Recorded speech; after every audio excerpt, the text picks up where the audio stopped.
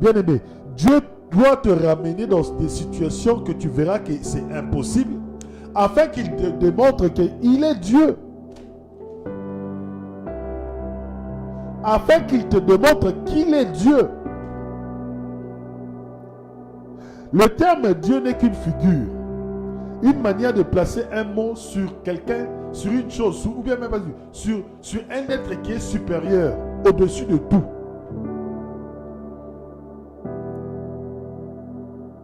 Pour démontrer aux Égyptiens, pour démontrer à Israël qu'il est Dieu, qu'il est l'Éternel, le Dieu de leur père, il fondit la mer Rouge en deux. L'eau se divisa en deux de gauche à droite, et son peuple a traversé à pied sec la mer Rouge. Et cela, bien aimé, c'est pour seulement démontrer à son peuple qu'il est Dieu.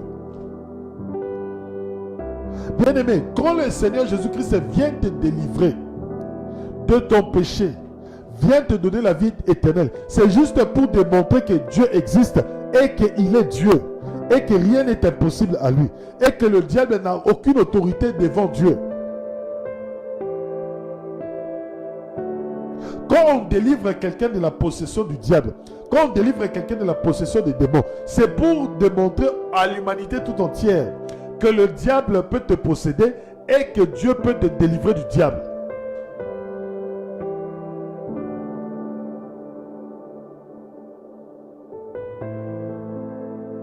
Il a reçu le nom au-dessus de tous les noms, afin que tout genou fléchisse au nom de Jésus-Christ.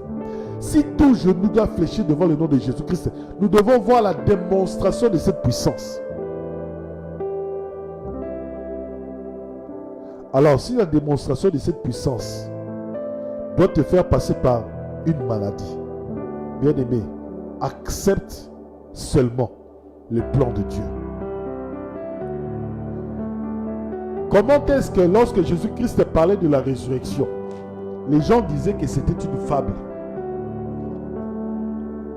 Les gens disaient que Jésus-Christ nous parle d'une fable. Mais pour que ça ne soit plus une fable, pour que ce soit une réalité, il a fallu que Lazare ressuscite d'entre les morts. Alléluia. Jésus-Christ est de là où il était. Il pouvait guérir Lazare d'un seul mot. Souvenez-vous du centurion. Il a dit à Jésus-Christ, ne te déplace pas. Dis seulement un mot et je sais que ma fille sera sauvée. Ma fille sera guérie. Ma fille sera ressuscitée. Et Jésus-Christ l'a fait. Sa fille était guérie. Jésus-Christ pouvait ressusciter Lazare de loin.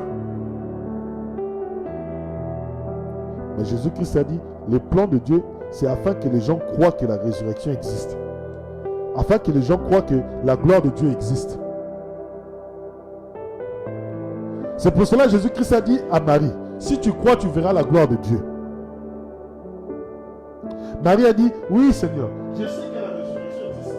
Je sais qu'à la fin de toutes choses, il y aura la résurrection des morts. Il lui dit, ça c'est dans le futur, c'est une prophétie. Mais moi je veux te parler aujourd'hui, en ce moment.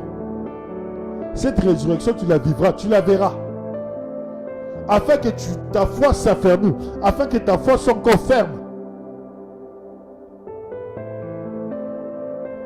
Et lorsque Marie a vu la résurrection, sa foi a grandi. Elle a eu une foi ferme. Pourquoi? Parce qu'elle a vécu la résurrection. Bien-aimé, quand tu vis la guérison de ton corps, c'est pour que ta foi grandisse. C'est pour que tu aies une foi ferme face à la maladie. Le problème, c'est que beaucoup de gens découragent. Il ne faut pas décourager, bien-aimé. Tu es dans le plan de Dieu. Il ne faut pas décourager. Il ne faut pas décourager. Ce matin, bien-aimé, ne décourage pas. Bien-aimé, nous étions à Saint-Quentin. Nous étions à Montigny. Nous avons rencontré des gens. Nous avons parlé aux gens. Mais est-ce que cela doit-il nous décourager à évangéliser?